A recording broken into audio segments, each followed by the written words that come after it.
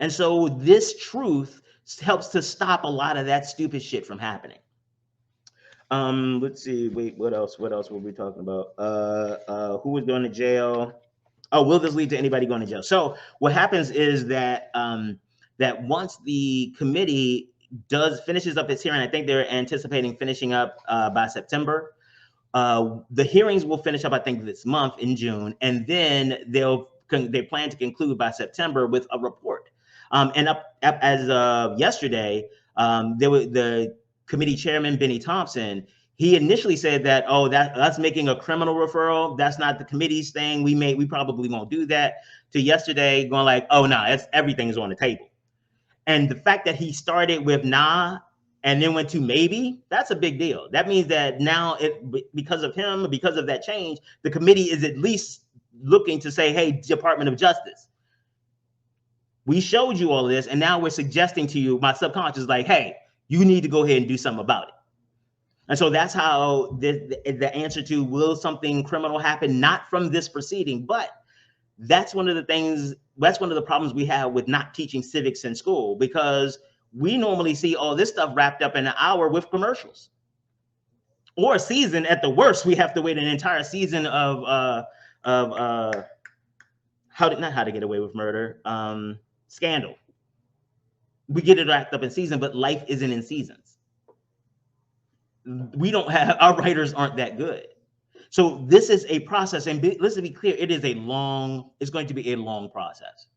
It's before anyone is going to be brought to justice, especially because Trump and his cronies, they have been very clear that they're willing to go to the mat. Well, some of them. That's one of the great parts when you hire spineless yes people. They can't take a lot of pressure. Like Bill Barr, your AG, your man's 100 grands, was like, nah, I told him it was bullshit. Straight. And everybody now, they're trying to act like, nah, we was true with him. We told him what was happening. But that doesn't make you heroes, because you didn't tell us. At best, you just stayed quiet. And at worst, you were complicit. Gaslighting is the key, and gaslighting needs enablers. The truth is the antidote to the effects of gaslighting. And that's why this is important. We need to make sure that we know the truth, because the only way that anybody is going to be held accountable is if there's first an accounting of what the hell happened. We need to make sure that we are giving them that, or that we have that accounting from the people that we elected.